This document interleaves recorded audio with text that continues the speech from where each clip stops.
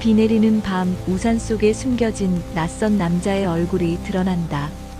치매에 걸린 시어머니 앞에 나타난 낯선 남자.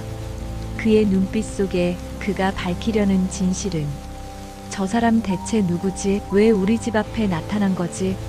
우산 속에 숨겨진 그 얼굴의 정체는 겉으로 보기엔 아주 평화로워 보이는 전원주택 단지에 위치한 깔끔한 2층 주택.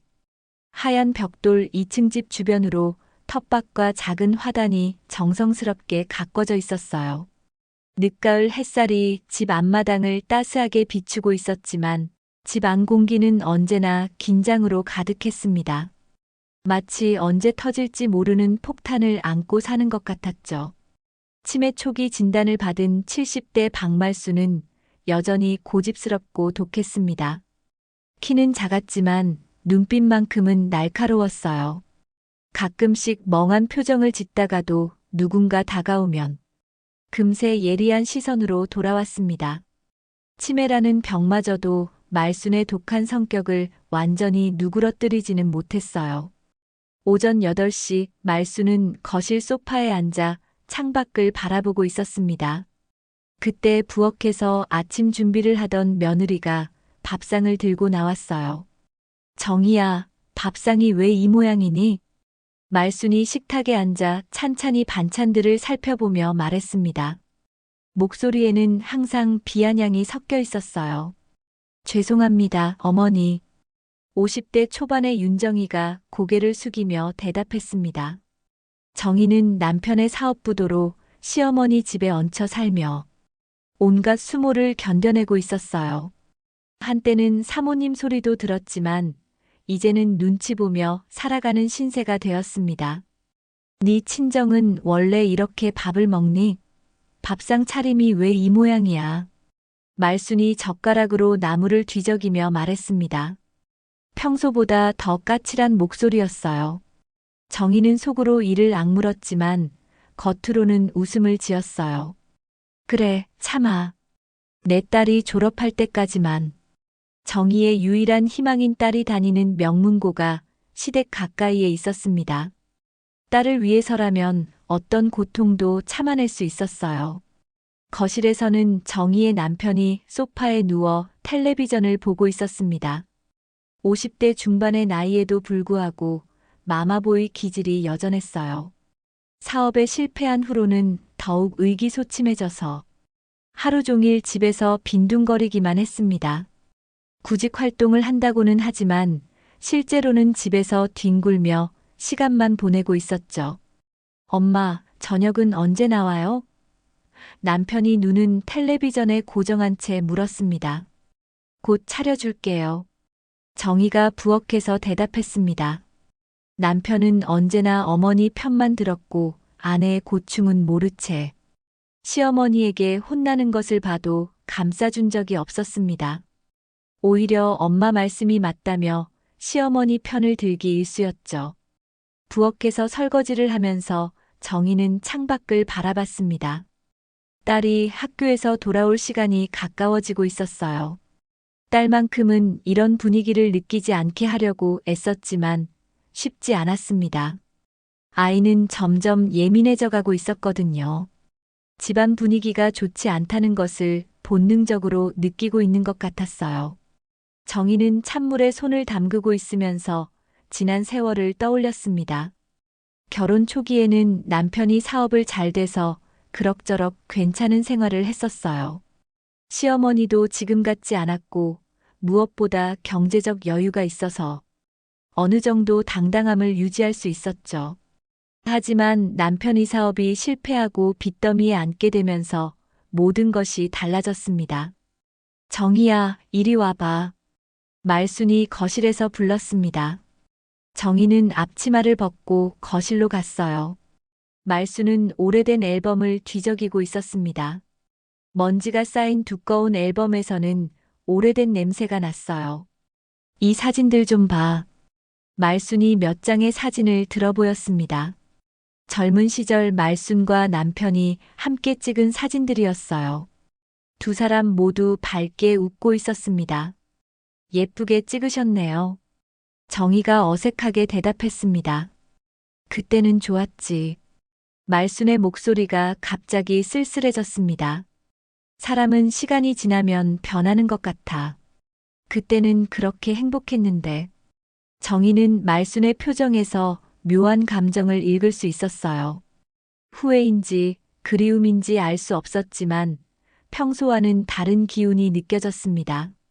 말순의 눈가에 주름이 더 깊어 보였고 입술을 꽉 다물고 있는 모습에서 숨겨진 이야기가 있다는 것을 직감할 수 있었죠. 그때 딸이 학교에서 돌아왔습니다. 고등학교 2학년인 딸은 피곤한 표정으로 가방을 던지며 인사했어요. 아이의 얼굴에는 학업 스트레스와 집안 분위기에 대한 부담이 고스란히 드러나 있었습니다. 할머니, 엄마, 저 왔어요. 수고했어, 우리 손녀. 공부 많이 했니? 말순이 갑자기 부드러운 목소리로 말했습니다. 손녀 앞에서만큼은 다른 사람이 되었어요. 마치 가면을 쓰고 벗는 것처럼 표정이 순식간에 바뀌었습니다. 네, 할머니. 오늘 영어 시험 봤는데 잘 본 것 같아요. 딸이 억지로 웃으며 대답했습니다. 정희는 딸의 모습을 바라보며 마음을 다잡았어요. 이 아이를 위해서라면 무엇이든 할 수 있었습니다.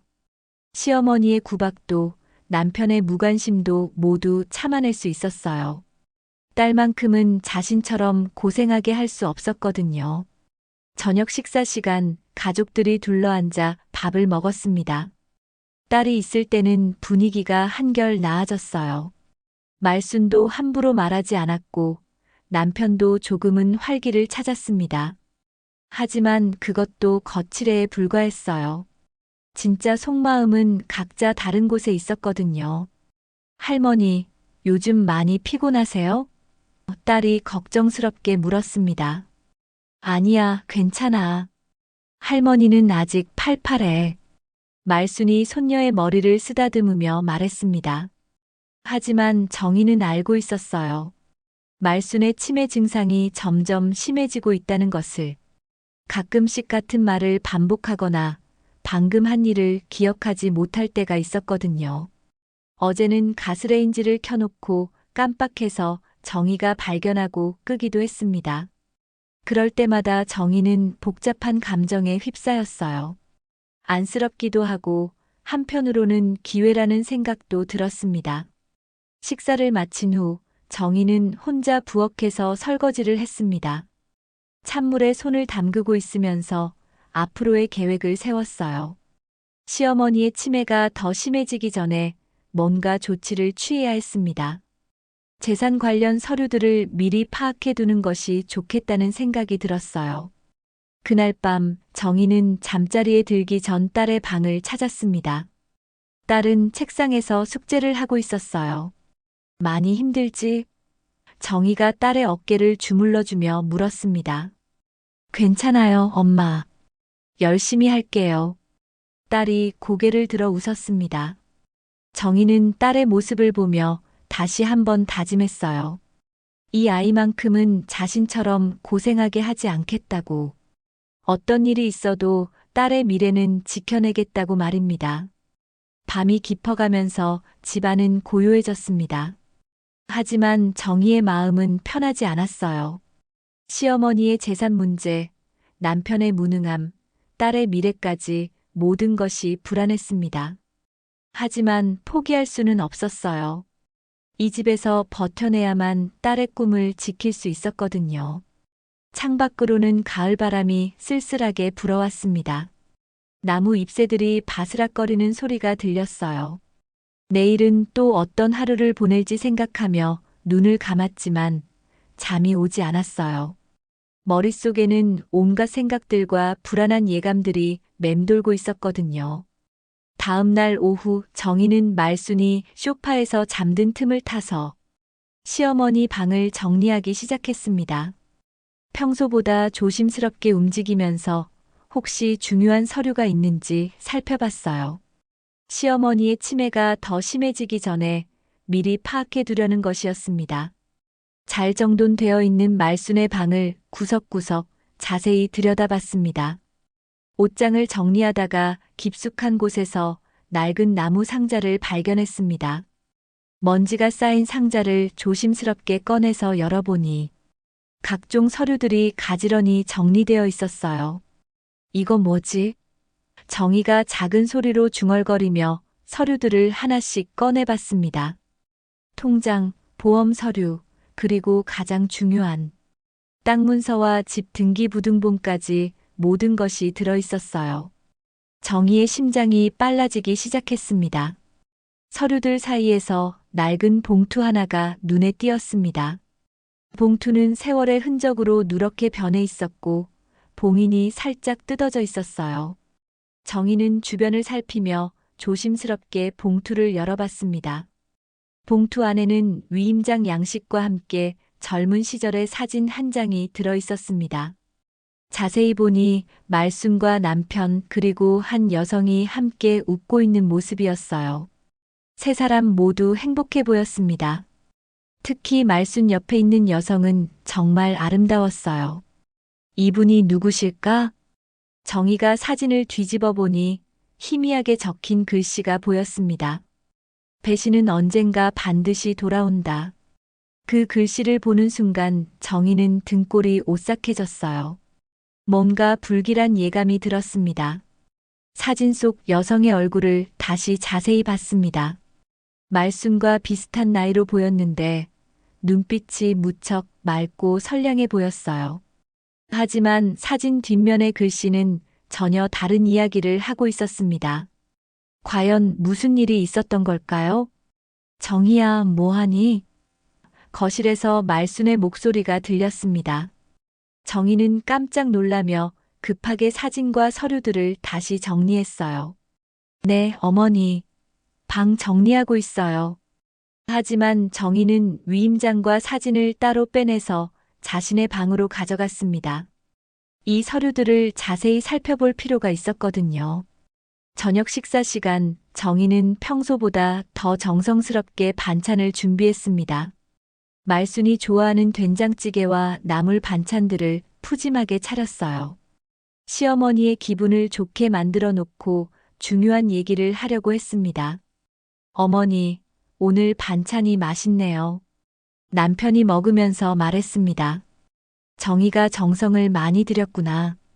말순이 흐뭇하게 웃으며 말했습니다. 고마워, 정희야. 어머니께서 좋아하시니까 저도 기뻐요. 정희가 웃으며 대답했습니다. 그리고 슬슬 본격적인 이야기를 꺼내기 시작했어요.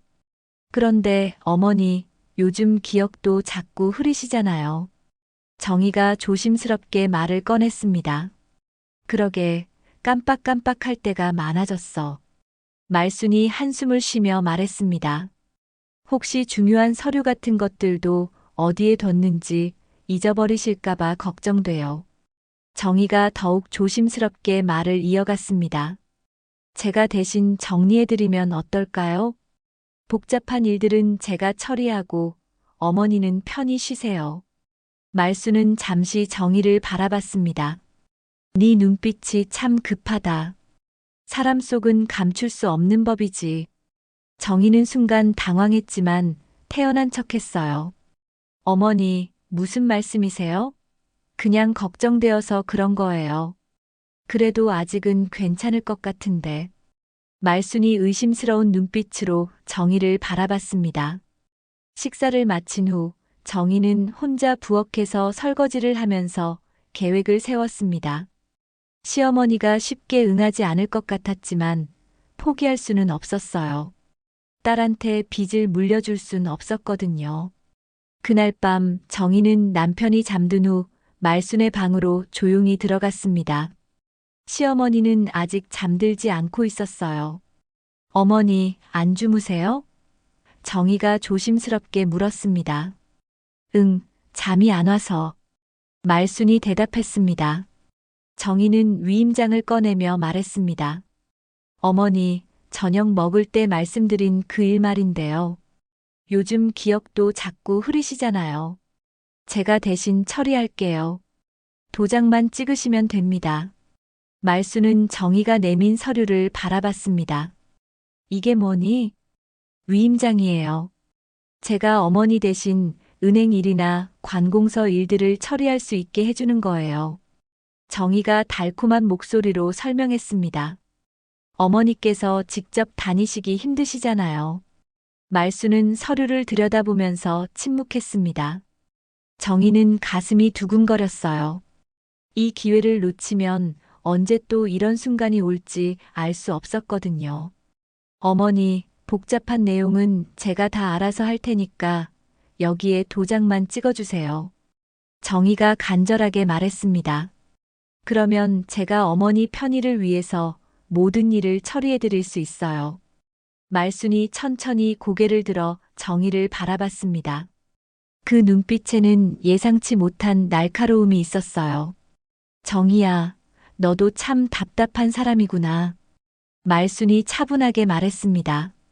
네, 무슨. 정희가 당황하며 말했습니다. 사람이 그렇게 급하면 안 되지. 특히 이런 중요한 일은 더욱 신중해야 하는 거 아니야? 말순의 목소리에는 평소와 다른 단호함이 있었습니다. 정희는 시어머니의 반응에 당황했습니다. 치매 증상 때문에 쉽게 넘어갈 것 같았는데 오히려 더욱 예리해진 것 같았어요. 어머니, 저는 정말 어머니를 위해서. 정희가 변명하려 했지만 말순이 손을 들어 막았습니다. 정희야, 내가 늙었다고 해서 바보가 된 건 아니야. 말순이 서류를 내려놓으며 말했습니다. 이런 건 좀 더 생각해보고 결정하자. 정희는 실망했지만 어쩔 수 없었어요. 오늘은 실패했지만 기회는 또 있을 거라고 생각했습니다. 그날 밤 정희는 잠들기 전에 사진을 다시 꺼내봤습니다. 사진 속 여성의 얼굴과 뒷면의 불길한 글귀가 계속 신경 쓰였어요. 배신은 언젠가 반드시 돌아온다. 이 말이 무슨 의미일까요? 창밖으로는 찬바람이 불어왔습니다. 정희는 이불을 끌어당기며 내일의 계획을 세웠어요. 위임장을 받아내는 것은 실패했지만 포기할 수는 없었습니다. 딸의 미래를 위해서라면 어떤 일이든 해낼 수 있었거든요. 하지만 사진 속 여성의 얼굴이 자꾸만 떠올랐습니다. 사진 속 얼굴과 뒷면의 섬뜩한 글귀는 어떤 이야기가 숨어 있는 걸까요? 정희는 알 수 없는 불안감에 휩싸인 채 잠이 들었습니다. 며칠이 지난 어느 날 오후 말순의 치매 증세가 갑자기 심해졌습니다. 점심을 먹고 난 후 잠시 낮잠을 자던 말순이 깨어나더니 어디론가 나가려고 했어요. 정희가 말리려 했지만 말순은 고집을 부렸습니다. 나 나가야 해. 중요한 일이 있어. 말순이 외투를 입으며 말했습니다. 어머니, 어디 가시려고 하세요? 밖에 비 온다고 했는데. 정희가 걱정스럽게 말했습니다. 그냥 나가야 해. 누군가 기다리고 있어. 말순이 멍한 표정으로 중얼거렸습니다. 정희는 말순을 붙잡으려 했지만 이미 대문을 나서고 있었어요. 할 수 없이 우산을 챙겨서 뒤따라 나갔습니다. 하늘에는 구름이 가득했고 금방이라도 비가 내릴 것 같았어요. 말순은 마을길을 따라 읍내 쪽으로 향했습니다. 평소보다 빠른 걸음으로 걸어가는 모습이 어딘가 목적이 있는 것 같았어요. 하지만 중간중간 멈춰서 두리번거리는 것을 보니 길을 잃은 것 같았습니다. 어머니, 어디 가시는 거예요? 정희가 따라가며 물었습니다. 모르겠어. 분명히 여기쯤인데. 말순이 당황한 표정으로 주변을 둘러봤습니다. 그때 하늘에서 빗방울이 떨어지기 시작했어요. 처음에는 조금씩 떨어지더니 점점 세게 내리기 시작했습니다. 정희는 급하게 우산을 펼쳤지만 말순까지 다 가릴 수는 없었어요. 말순은 비를 맞으며 계속 헤매고 있었습니다. 어디로 가야 할지 모르겠다는 표정으로 이리저리 돌아다녔어요. 정희는 어떻게 해야 할지 막막했습니다. 바로 그때 한 중년 남자가 다가와서 자신의 우산을 말순에게 씌워주었습니다.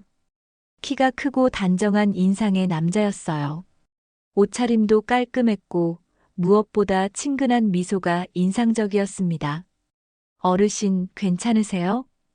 남자가 부드러운 목소리로 물었습니다. 누구세요? 말순이 멍하니 남자를 바라봤습니다. 저는 강도현이라고 합니다. 어르신이 길을 잃으신 것 같아 모셔다 드리겠습니다. 도현이 정중하게 말했습니다. 정희는 갑자기 나타난 낯선 남자를 경계하면서도 안도했습니다. 정말 고맙습니다. 시어머니가 치매가 있으셔서. 아, 그렇구나. 걱정 많으셨겠어요. 도연이 이해한다는 표정을 지었습니다. 근처에 사시나 봐요? 네, 저쪽 마을에 살아요. 정희가 손가락으로 방향을 가리켰습니다. 그런데 선생님은 어떻게 이 근처에? 예, 잠시 머무는 중입니다. 도시에서 사업을 정리하고 이쪽으로 내려왔어요. 도연이 미소를 지으며 설명했습니다. 혼자라 시간이 많아서 산책을 자주 하거든요. 말수는 도연을 바라보며 묘한 표정을 지었습니다. 뭔가 불편해하는 것 같으면서도 확실하지 않은 듯한 눈빛이었어요. 치매 때문에 기억이 혼란스러운 것 같았습니다. 어머니, 집으로 돌아가요. 정희가 말순의 팔을 부축하며 말했습니다. 저도 그쪽 방향이니까 함께 가면서 모셔다 드릴게요. 도연이 친절하게 제안했습니다. 비는 더 세게 내렸고 세 사람은 도연의 큰 우산을 쓰고 함께 걸었습니다. 도연은 내내 말순을 조심스럽게 챙겨주었어요. 길이 미끄러운 곳에서는 팔을 받쳐주기도 하고 웅덩이가 있으면 미리 알려주기도 했습니다. 정말 친절하시네요. 정희가 고마워하며 말했습니다. 별 말씀을요. 당연한 일이죠. 도연이 겸손하게 대답했습니다. 집에 도착하자 정희는 도연을 집 안으로 모셨습니다. 비도 많이 맞으셨는데 잠시 들어오셔서 쉬어가세요. 괜찮습니다. 그냥 가겠습니다. 도연이 사양했지만 정희가 계속 권해서 결국 들어왔어요. 거실에서 수건으로 머리를 닦으며 도연은 주변을 둘러봤습니다. 깔끔하게 정리된 집안과 정원이 잘 보이는 창문, 그리고 벽에 걸린 가족 사진들을 유심히 봤어요. 정말 좋은 집이네요. 도연이 감탄하며 말했습니다. 고맙습니다. 시아버지가 직접 지으신 집이에요. 정희가 자랑스럽게 말했습니다. 그때 말순이 갑자기 도연을 뚫어지게 바라봤습니다. 치매로 흐릿했던 눈빛이 순간 또렷해진 것 같았어요. 당신, 어디서 본 것 같은데. 말순이 중얼거렸습니다. 도연은 잠시 긴장한 표정을 보였지만 금세 미소를 지었습니다. 처음 뵙는 것 같은데요, 어르신. 그런가. 내가 헷갈렸나 보다. 말순이 고개를 저었습니다. 정희는 따뜻한 차를 끓여서 도연에게 대접했습니다. 도연은 정중하게 차를 마시며 이런저런 이야기를 나눴어요. 서울에서 작은 사업을 하다가 정리하고 시골로 내려왔다는 이야기, 부모님을 일찍 여의어서 혼자 살고 있다는 이야기 등을 들려주었습니다. 혼자 사시면 외로우시겠어요. 정희가 말했습니다. 그렇긴 하지만 익숙해졌어요. 오히려 이런 조용한 곳이 마음에 들어요. 도연이 창밖을 바라보며 말했습니다. 정희는 도연에게서 묘한 호감을 느꼈습니다. 정중하고 친절했으며 무엇보다 혼자 사는 처지라 그런지 가족에 대한 그리움이 느껴졌어요. 시어머니를 돌보는데 도움이 될 수도 있겠다는 생각이 들었습니다. 앞으로도 이 근처에 계실 건가요? 정희가 물었습니다. 당분간은 머물 생각입니다. 급할 것도 없고 이곳이 마음에 들어서요. 도연이 대답했습니다. 비가 그치자 도연은 자리에서 일어났습니다. 이제 그만 가보겠습니다. 오늘 정말 수고 많으셨어요. 아니에요. 오히려 저희가 도움을 받았죠. 정말 고마웠습니다. 정희가 진심으로 감사 인사를 했습니다. 도연이 나간 후 말수는 계속 어딘가 불편한 표정을 지었습니다. 뭔가 기억나는 듯 하면서도 확실하지 않은 모습이었어요. 어머니, 괜찮으세요? 정희가 걱정스럽게 물었습니다. 그 사람, 어디서 본 것 같은데. 말순이 중얼거렸습니다. 목소리가 누구랑 비슷해. 처음 보는 분 같던데요? 정희가 말했습니다. 내가 착각했나 보다. 말순이 고개를 저으며 자리에서 일어났습니다. 그날 밤 정희는 도연에 대해 생각해 봤습니다. 친절하고 믿음직스러워 보였지만 동시에 조심스럽기도 했어요. 하지만 시어머니와 대립될 때 도움이 될 수도 있겠다는 생각이 들었습니다. 저 남자, 정체가 뭘까? 하지만 내 편이 된다면 시어머니 상대하기 한결 쉬워질지도. 정희는 이런 생각을 하며 잠자리에 들었습니다. 한편 말수는 침대에 누워서도 계속 도연의 얼굴을 떠올렸습니다. 분명히 어디서 본 것 같은데 기억이 나지 않았어요. 치매 때문에 기억이 뒤섞이는 건지 아니면 정말 처음 보는 사람인지 확신할 수 없었습니다. 창밖으로는 비가 그치고 별이 나타나기 시작했습니다. 고요한 밤이었지만 말순의 마음은 편하지 않았습니다. 본능적으로 뭔가 불안한 기운을 느꼈지만 그것이 무엇인지 알 수 없었어요. 그로부터 며칠 후 도연은 정말로 마을에 자주 나타나기 시작했습니다. 처음에는 우연히 마주치는 것 같았지만 점점 더 자주 정희 집 근처에서 볼 수 있었어요. 마을 사람들과도 금세 친해져서 이런저런 일들을 도와주곤 했습니다. 어느 날 아침 정희가 마당에서 빨래를 널고 있을 때 도연이 찾아왔습니다. 손에는 작은 연장 상자를 들고 있었어요. 안녕하세요. 지나가다가 대문 경첩이 삐걱거리는 소리가 나더라고요. 기름칠 좀 해드릴까요? 도연이 친근하게 말했습니다. 아, 그런 걸 어떻게. 정희가 당황하며 말했습니다. 별거 아니에요. 금방 끝나는 일이거든요. 도연이 웃으며 대답했습니다. 도연은 능숙하게 대문 경첩에 기름을 쳐주고 삐걱거리던 소리를 말끔히 없애주었어요. 그뿐만 아니라 마당의 수도꼭지도 점검해주고 느슨해진 나사까지 조여주었습니다. 정말 감사합니다. 남편이 해야 할 일인데. 정희가 미안해하며 말했습니다. 괜찮아요. 저도 할 일이 없어서 심심했거든요. 도연이 손을 털며 말했습니다. 그때 말순이 마당으로 나왔습니다. 도연을 보자 또 그 불편한 표정을 지었어요. 하지만 치매 때문인지 확실하게 기억하지는 못하는 것 같았습니다. 어르신, 안녕하세요. 도연이 정중하게 인사했습니다. 말수는 대답 대신 고개만 살짝 끄덕이고 집 안으로 들어가 버렸어요. 도연은 그런 말순의 모습을 유심히 지켜봤습니다. 시어머니가 치매가 있으셔서 낯선 분들을 경계하세요. 죄송합니다. 정희가 사과했습니다. 이해해요. 어르신 입장에서는 당연한 거죠. 도연이 이해한다는 표정을 지었습니다. 며칠 뒤부터 도연은 더욱 자주 집에 들르기 시작했습니다.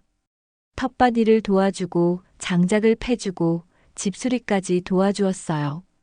마을 사람들은 도연 씨는 참 성실하다며 칭찬했습니다. 정희는 도연의 도움에 점점 의존하게 되었습니다. 남편은 아무것도 하지 않는데 도연은 뭐든지 척척 해결해 주었거든요. 게다가 말순도 도연이 있을 때는 비교적 얌전했습니다. 저 남자, 정체가 뭘까? 정희는 이런 생각을 하며 의심하면서도 도연에게 점점 호감을 갖게 되었습니다. 어느 날 저녁 정희는 도연을 저녁 식사에 초대했습니다. 이렇게 도움만 받을 수는 없죠. 저녁이라도 함께 드세요. 괜찮습니다. 그냥 도와드리는 거예요. 도연이 사양했지만 정희가 계속 권해서 결국 함께 식사하게 되었어요. 식탁에서 도연은 정희 가족에 대해 이런저런 질문을 했습니다. 딸 이야기, 남편 이야기, 그리고 시어머니에 대한 이야기까지 자연스럽게 물어봤어요. 시아버지는 언제 돌아가셨어요? 도연이 조심스럽게 물었습니다. 벌써 10년도 넘었어요. 갑작스럽게 심장마비로. 정희가 대답했습니다. 도연의 눈빛이 순간 변했지만 금세 원래 표정으로 돌아왔어요. 그러셨구나. 어르신도 많이 외로우셨겠어요. 네, 그래서 치매도 더 빨리 온 것 같아요. 정희가 한숨을 쉬었습니다. 정희 가족과 저녁 식사를 마치고 자신이 머물고 있는 작은 방으로 돌아온 도연은 그날 밤 노트 한 권을 꺼내어 읽어 내려갔습니다. 그 안에는 정희 가족에 대한 자세한 정보들이 적혀 있었어요. 집의 구조, 가족 관계, 재산 상황까지 모든 것이 기록되어 있었습니다. 도연은 서랍에서 낡은 편지 한 통을 꺼냈습니다. 어머니가 죽기 전에 남긴 마지막 편지였어요. 편지를 펼쳐들고 읽기 시작했습니다.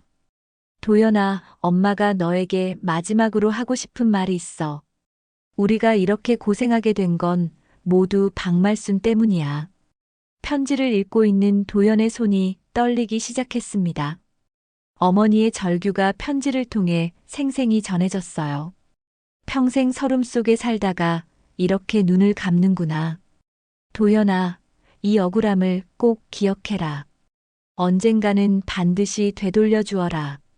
도연은 편지를 가슴에 품고 이를 악물었습니다. 박말순, 내가 우리 엄마와 나, 우리 가족을 망가뜨렸다. 나는 박말순 너의 모든 것을 빼앗아 버릴 것이다. 다음 날부터 도연은 더욱 적극적으로 정희 가족에게 다가갔습니다. 특히 말순에게는 각별히 친절하게 대했어요. 하지만 그 친절함 뒤에는 차가운 복수심이 숨어 있었습니다. 어르신, 오늘 컨디션은 어떠세요? 도연이 말순에게 다가가서 물었습니다. 말순은 여전히 불편한 표정을 지었지만 직접적으로 거부하지는 않았어요. 그저 그래. 혹시 필요한 게 있으면 언제든 말씀해 주세요. 제가 도와드릴게요. 도연이 정중하게 말했습니다. 도연은 마을 사람들과도 적극적으로 어울렸습니다. 마을 회관 청소를 도와주고 어르신들의 심부름도 해드렸어요. 금세 마을의 인기인이 되었습니다. 도연 씨는 정말 착한 사람이야. 마을 사람들이 입을 모아 칭찬했습니다. 하지만 밤이 되면 도연은 다른 사람이 되었습니다. 어머니의 사진을 꺼내서 바라보며 복수 계획을 세웠어요. 엄마, 조금만 더 기다려주세요. 곧 말순의 모든 것을 무너뜨릴 거예요. 도연이 사진에 대고 속삭였습니다. 도연은 정희가 시어머니의 재산을 노리고 있다는 것도 파악했습니다. 이것을 이용하면 더 효과적으로 복수할 수 있을 것 같았어요. 며칠 후 도연은 정희에게 은근하게 넌지시 말했습니다. 요즘 어르신 상태가 많이 안 좋아 보이시네요. 혹시 중요한 일들은 미리 정리해 두셨나요? 그게 아직 제대로 못했어요.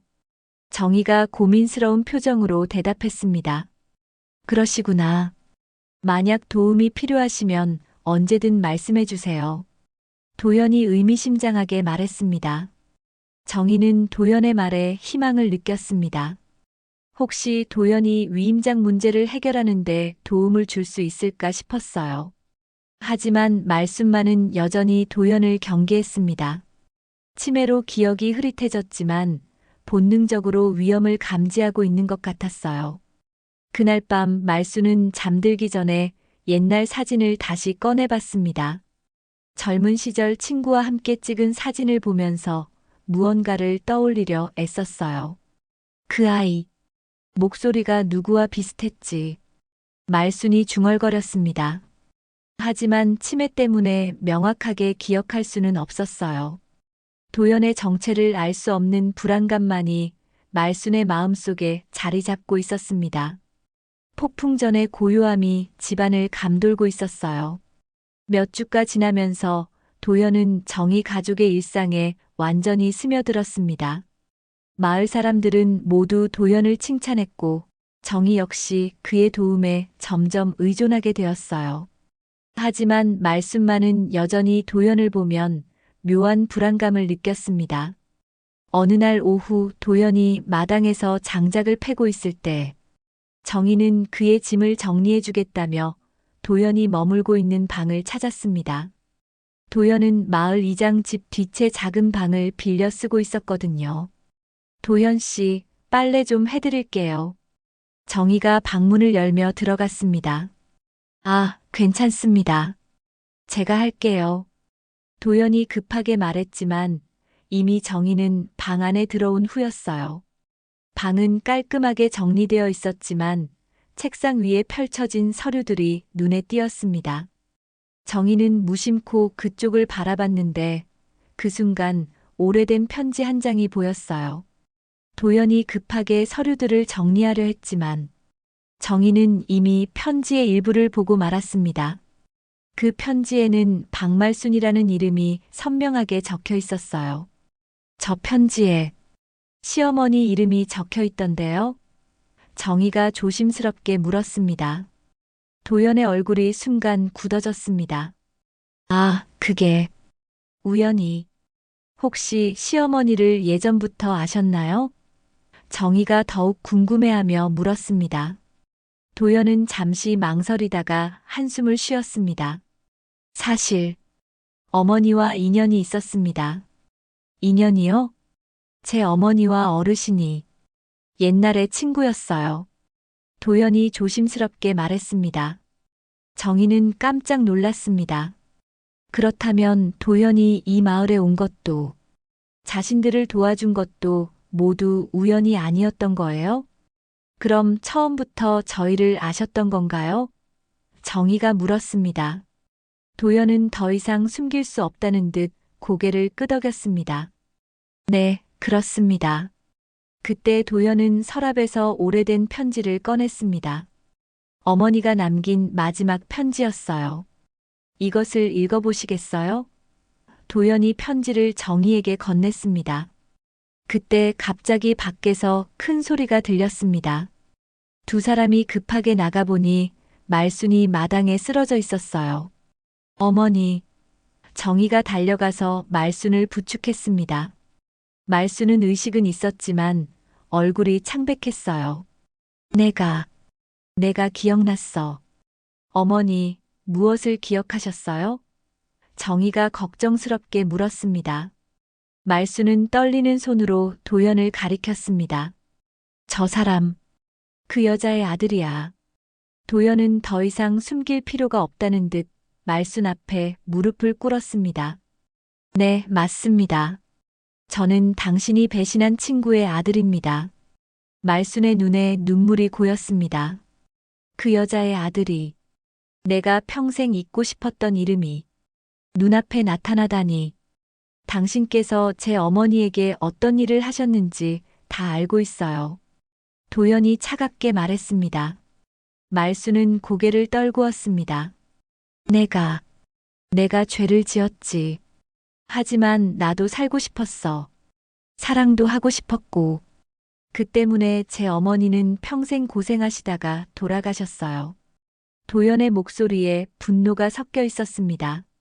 정희는 두 사람 사이에서 어쩔 줄 몰랐습니다. 너희들 모두 나 때문에 고생하는구나. 어머니, 어떤 의지인지 모르겠다는 표정으로 정희가 말순을 바라봤습니다. 정희는 휘청이는 말순을 부축하며 말했습니다. 어머니 안색이 안 좋아 보이세요. 집으로 모실게요. 과거에 도현과 어머니 사이에 무슨 일이 있었는지 궁금했지만 말순이 금방이라도 쓰러질 듯 했어요. 오늘은 이만 돌아가야겠어요.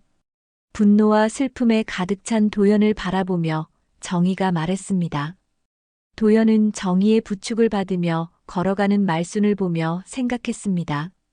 복수하려고 마음먹고 왔지만 막상 늙고 병든 말순을 보니 복잡한 심정이었어요. 그날 밤 세 사람은 잠 못 이루는 밤을 보냈습니다. 과거의 죄와 현재의 절망, 그리고 미래에 대한 불안이 모두 뒤섞인 채로 말이에요. 정희는 시어머니의 복잡한 과거와 도연이 어떤 관련이 있는지 복잡한 수수께끼를 풀듯 생각에 잠겼습니다. 도연은 복수의 불길 속에서 흔들리고 있었습니다. 말수는 자신의 과거 죄가 이렇게 돌아온 것에 두려워하고 있었어요. 폭풍은 이제 시작에 불과했습니다. 며칠이 지나고 밤이 깊어졌습니다. 전원주택은 정막에 잠겨 있었고 희미한 달빛이 거실 창문으로 스며들어 은은한 빛을 만들었어요. 말수는 방에서 잠들어 있었고 남편도 술에 취해 일찍 잠자리에 들었습니다. 집 안에는 정희와 도연만이 남아 있었어요. 고요한 밤 공기 속에서 두 사람 사이에는 긴장감이 흐르고 있었습니다. 정희는 도연을 거실 소파에 마주 앉혔습니다. 두 사람 사이에 놓인 탁자 위로 달빛이 비쳤어요. 정희의 얼굴에는 더 이상 물러설 수 없다는 결심이 서린 표정이 있었습니다. 그동안 쌓인 의욕과 불안감을 해소할 때가 온 것 같았어요. 당신이 이 집에 왜 온 건지 이제 알겠어요. 정희가 침착하면서도 단호한 목소리로 말을 꺼냈습니다. 박말순을 무너뜨리려는 거죠. 당신 어머니를 불행하게 만든 죄 때문이죠. 처음부터 모든 게 계획된 일이었던 거예요. 도연은 잠시 침묵하며 정희를 바라봤습니다. 더 이상 숨길 필요가 없다는 듯 깊은 한숨을 쉬며 주머니에서 낡은 편지를 꺼내 탁자 위에 조심스럽게 올려놓았어요. 종이는 세월의 빛발에 있었지만 글씨 하나하나에는 깊은 절망과 원한이 배어 있었습니다. 이것은 제 어머니 김정년이 남긴 마지막 글입니다. 도연이 무겁고 떨리는 목소리로 말했습니다. 박말수는 제 어머니의 가장 친한 친구였어요. 어릴 때부터 자매같이 지냈던 사이였죠. 그런데 친구의 약혼자를 교묘하게 빼앗아 1년 후 결혼했습니다. 정희는 편지를 들여다보며 손끝이 미세하게 떨렸어요. 편지 속 글씨는 흐릿했지만 그 안에 담긴 한 여자의 절절한 고통과 분노가 고스란히 전해졌습니다. 마치 피눈물로 쓴 것 같은 느낌이었어요. 그게 끝이 아니었어요. 도연이 주먹을 꽉 쥐며 계속해서 말했습니다. 예비 사위였던 아버지는 외할아버지 회사에서 핵심 기술을 몰래 빼돌려 경쟁사로 넘어갔습니다. 신뢰하고 있던 사람의 배신이었죠. 결국 외할아버지 회사는 완전히 망했고 외할아버지는 그 충격과 배신감으로 돌아가셨어요. 정희는 편지를 읽어가면서 눈시울이 점점 붉어졌어요. 그 안에는 한 여자의 절절한 고통이 생생하게 기록되어 있었습니다. 내 친구였던 박말순, 내 남자를 빼앗고 아버지 회사를 무너뜨렸다. 나는 사랑도 집안도 자식의 미래도 모두 잃었다. 어머니는 하루아침에 모든 걸 잃었습니다. 도연의 목소리에 분노와 슬픔이 격하게 섞여 있었습니다. 빚더미 속에서 저를 키우며 평생을 서름과 원망으로 살다가 눈을 감으셨죠. 죽기 전까지도 박말순에 대한 원망을 품고 계셨어요. 매일 밤 울면서 말씀하셨거든요. 정희는 편지를 내려놓고 도연을 바라봤습니다. 그럼 법에 고발이라도 했어야죠. 이런 일을 당하고도 가만히 있었다는 게 이상해요. 이미 몇십 년이 지난 일입니다. 도연이 쓴웃음을 지으며 고개를 저었습니다. 내가 알게 되었을 때는 이미 늦었어요. 법으로는 아무 책임도 묻지 못해요. 공소시효가 훨씬 지났으니까요. 증거도 부족하고 증인도 대부분 돌아가셨어요. 하지만 우리 집안은 지금까지도 그때의 일 때문에 괴로워하며 살고 있어요. 어머니는 평생 가난하게 사셨고 저도 그 그늘에서 벗어날 수 없었어요. 정희는 도연의 말을 듣고 자신의 상황과 비교해 봤어요. 둘 다 각자의 방식으로 고통받고 있었고 서로 다른 이유로 이 집에 얽혀 있었던 것입니다. 저도 도연 씨랑 비슷한 듯해요. 정희가 울먹이며 고개를 떨궜습니다. 무능한 남편 때문에 이 집에 얹혀 살며 온갖 모욕을 참아야 했습니다. 시어머니의 끝없는 구박을 받으면서도 버티는 이유는 딱 하나예요. 그것 말고는 아무것도 없어요. 무엇 때문에요? 도연이 궁금한 듯 물었습니다. 내 딸 때문이에요. 정희가 간절하고 절박한 목소리로 말했습니다. 그 아이만은 남의 집에서 눈치 보며 살게 두지 않으려고요. 그 아이만은 제대로 교육받고 당당하게 살게 해주고 싶어요. 그것이 제가 이 모든 굴욕을 참는 유일한 이유입니다. 도연은 정희의 말을 들으며 눈빛이 복잡하게 흔들렸습니다. 분노와 연민이 뒤섞이며 내면이 격렬하게 요동쳤어요. 나와 같은 상처를 가진 여자가 또 있구나. 똑같이 가족을 위해 싸우고 있는 사람이. 하지만 내 복수를 멈출 수는 없다. 엄마의 눈물이 날 붙잡고 있으니까. 당신은 복수를 위해 왔겠지. 정희가 도연을 똑바로 바라보며 똑 부러지게 말했습니다. 어머니가 당신 어머니 인생을 망쳤으니까. 하지만 나도 내 딸 때문에 이 집에 매달려 있어요. 당신과 다를 게 없어요. 난 어머니의 서름을 안고 살아왔습니다. 도연이 무겁고 격정적인 목소리로 대답했습니다. 평생을 어머니가 흘린 눈물을 보면서 자랐어요. 밤마다 우시는 소리를 들으며 컸다고요. 당신 말대로 나도 피해자일 수 있겠지만 난 그 아픔을 반드시 갚아야 한다고 생각했어요. 그래야 엄마가 편히 눈을 감을 수 있을 것 같아서요. 정희는 도연의 절실함을 이해할 수 있었습니다. 자신도 딸을 위해서라면 무엇이든 할 수 있었거든요. 하지만 동시에 자신의 처지도 절절했어요. 우린 다 잃은 사람들이에요. 정희가 눈물을 글썽이며 격정적으로 말했습니다. 당신은 엄마를, 난 내 청춘을. 그래도 난 내 딸을 위해 이곳에서 살아야 해요. 내 딸만은 반드시 지켜야 한다고요. 이 악순환을 끊어야 해요. 도연은 정희의 모성에 잠시 마음이 흔들렸습니다. 어머니가 자신을 지키려 했던 그 절절한 모습이 겹쳐 보였거든요. 하지만 복수의 의지가 더 강했어요. 하지만 제 어머니의 한은 어떻게 풀어야 하나요?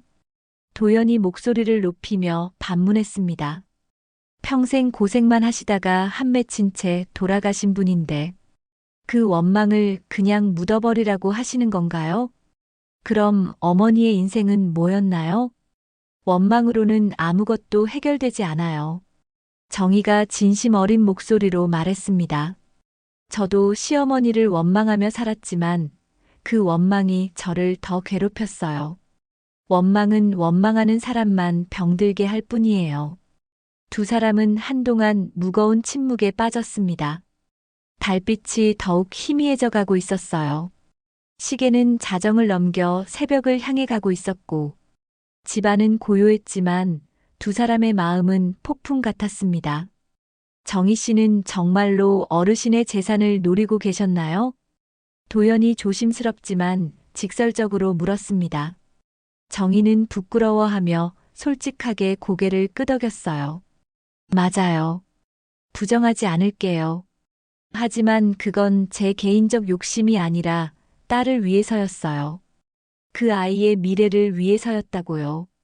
모든 부모가 자식을 위해서라면 그런 마음을 가질 수 있잖아요. 저도 이해해요. 도연이 고개를 끄덕이며 말했습니다.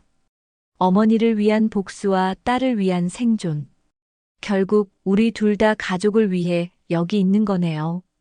우리는 생각보다 많이 닮아 있어요.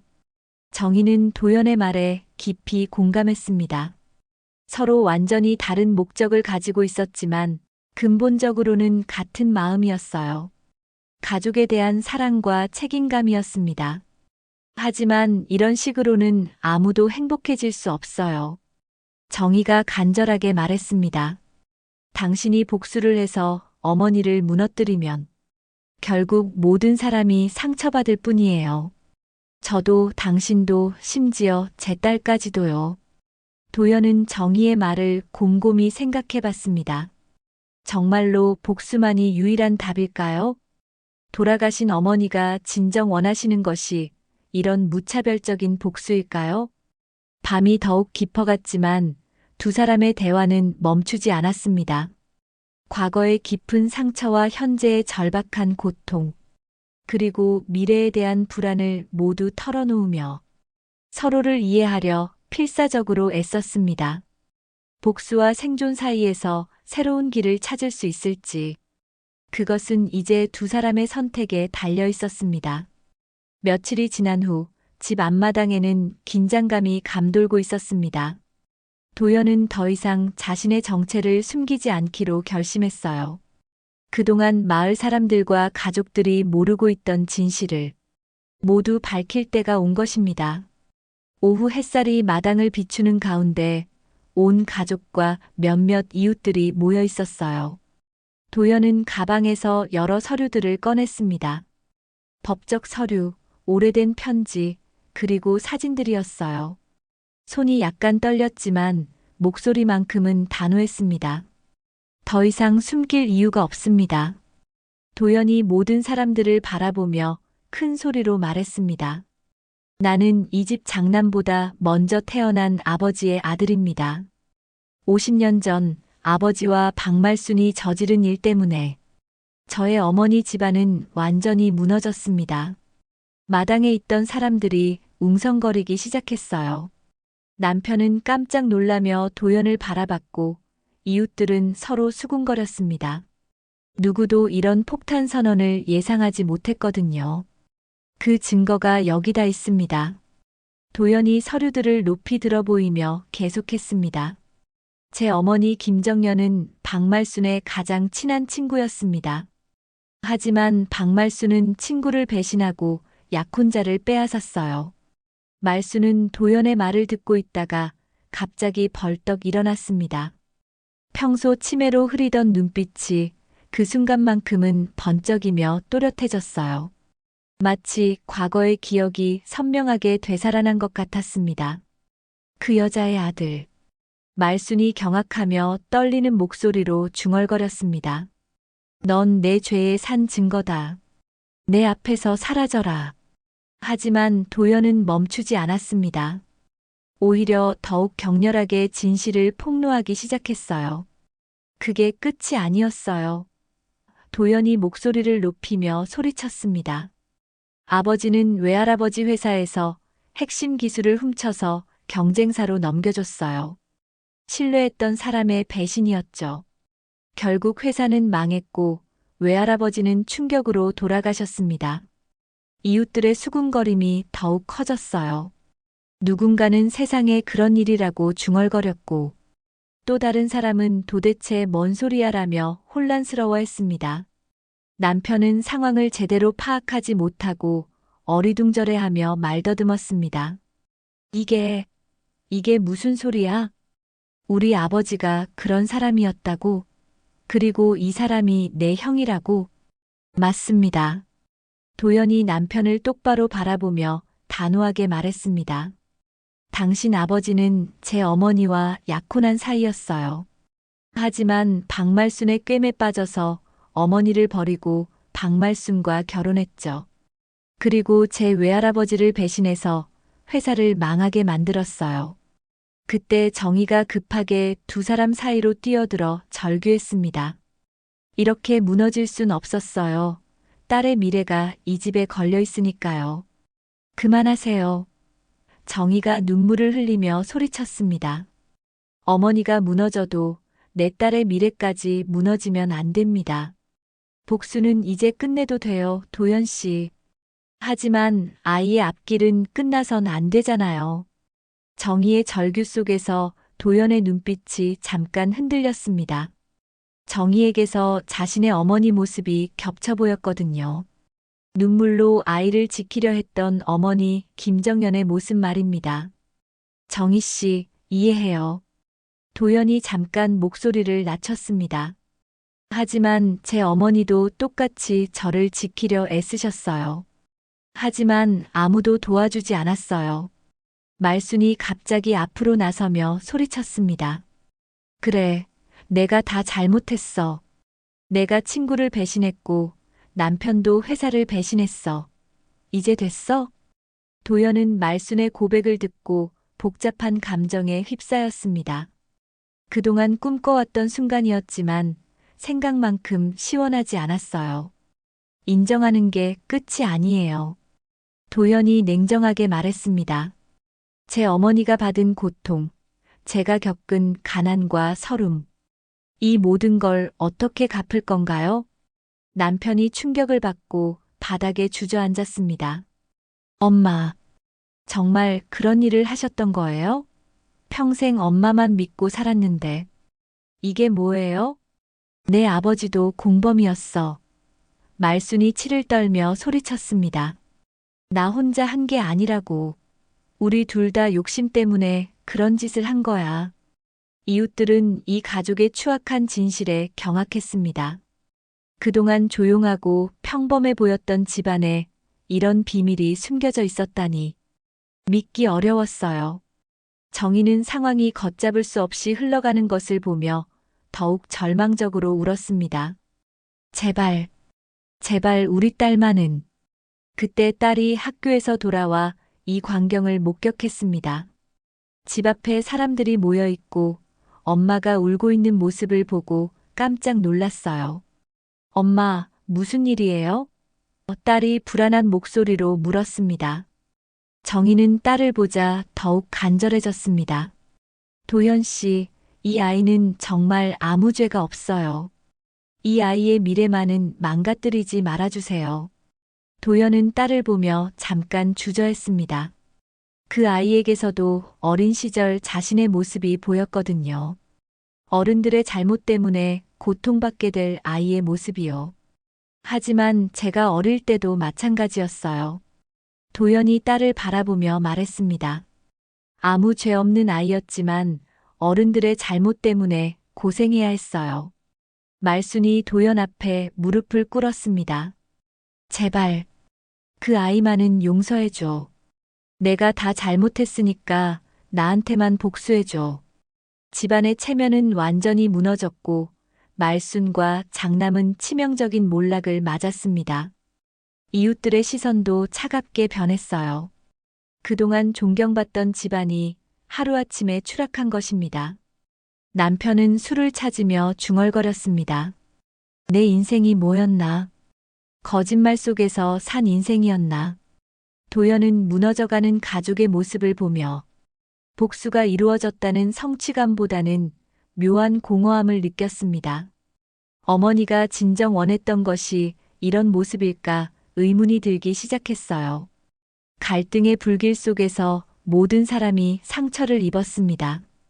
탐욕과 배신으로 시작된 이야기는 복수와 파멸로 이어지고 있었어요. 하지만 이것이 진정한 해결일까요? 아니면 또 다른 시작일까요? 마당에 모인 사람들은 각자 다른 생각에 잠겨 있었습니다. 진실이 밝혀졌지만 아무도 행복하지 않았어요. 복수는 완성되었지만 상처만이 남았습니다. 도연은 마지막 결심을 다지며 모든 사람들을 바라봤습니다. 이제 진짜 끝을 내야 할 때였어요. 어떤 선택을 할 것인지 그것이 모든 사람의 운명을 결정할 것이었습니다.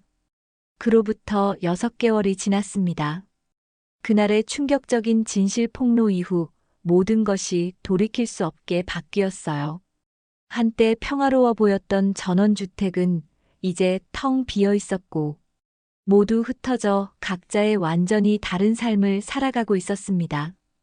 경기도 외곽의 한 요양원. 말순은 매일 창가에 앉아 같은 풍경을 바라보고 있었습니다. 치매가 더욱 심해져서 대부분의 기억을 잃어버렸지만 가끔씩 또렷해지는 순간에는 지난 일들이 선명하게 떠올랐어요.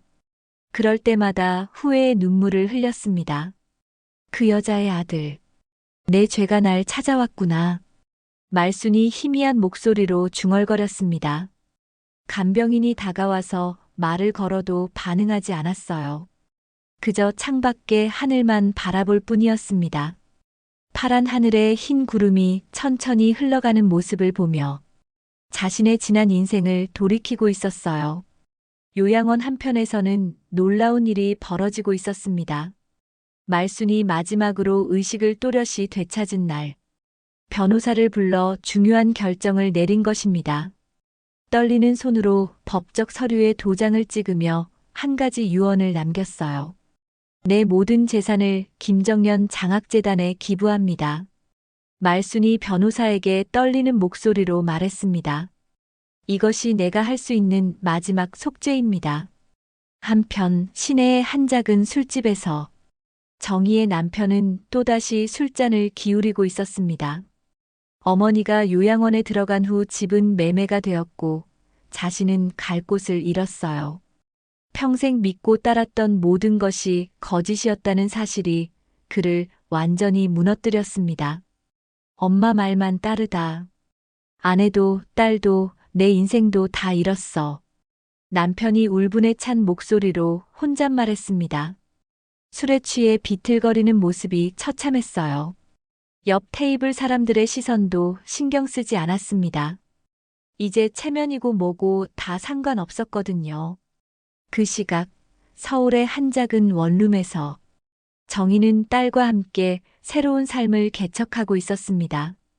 집을 떠날 때 가져온 건 몇 벌의 옷과 딸의 교과서뿐이었어요. 하지만 정희의 눈에는 이전과 완전히 다른 의지와 희망이 담겨 있었습니다. 엄마, 정말 괜찮을까요? 딸이 걱정스럽게 물었습니다. 새 학교 적응이 쉽지 않았고 경제적 어려움도 만만치 않았거든요. 정희는 딸의 손을 꽉 잡으며 단호하게 말했습니다. 괜찮아. 이제 누구도 믿지 않는다. 시어머니도 남편도. 오직 내 힘으로만 우리 딸을 지킬 거다. 어떤 고통이 와도 난 엄마니까. 무너진 집 속에서도 반드시 다시 일어선다. 정희는 낮에는 식당에서 일하고 저녁에는 청소 일을 했습니다. 몸은 힘들었지만 마음은 이전보다 훨씬 가벼웠어요. 누구에게 굽신거리지 않고 자신의 노력으로 번 정직한 돈이었거든요. 딸도 처음에는 힘들어했지만 점점 적응해가며 오히려 이전보다 밝아졌습니다. 한편 도연은 놀라운 변화를 만들어내고 있었습니다. 아버지가 돌아가시기 전 아무도 모르게 땅의 일부를 도연의 명의로 해둔 것을 알게 되었습니다. 그 땅을 정리해서 특별한 일을 시작한 것입니다. 몇 달의 준비 끝에 새로운 간판이 세워졌어요. 김정연 장학재단이라고 적힌 깔끔한 간판이었습니다. 재단 사무실에서 도연은 직원들과 함께 장학생 선발 작업을 하고 있었습니다. 가난한 청소년들에게 교육 기회를 제공하는 것이 재단의 목표였어요. 그 첫 번째 수혜자 중에는 정희의 딸도 포함되어 있었습니다.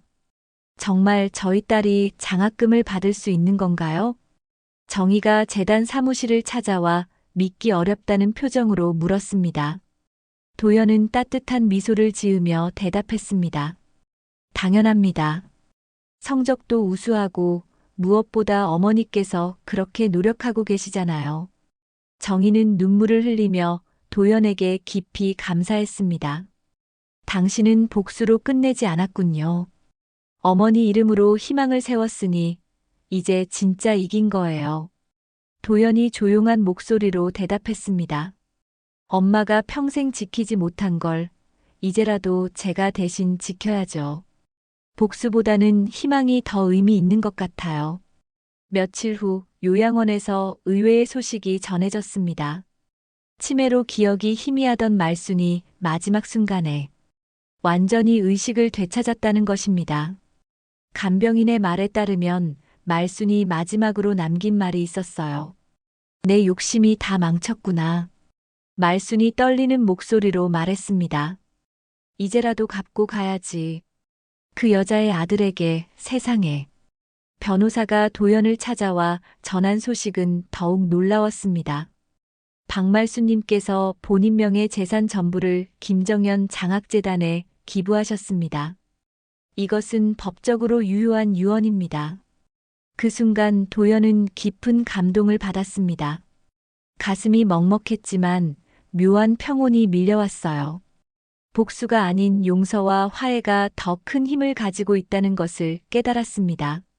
얼마 후 말수는 조용히 세상을 떠났습니다.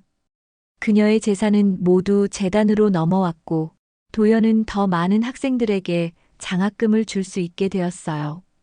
복수의 마음으로 시작했던 일이 희망의 씨앗으로 변한 것입니다.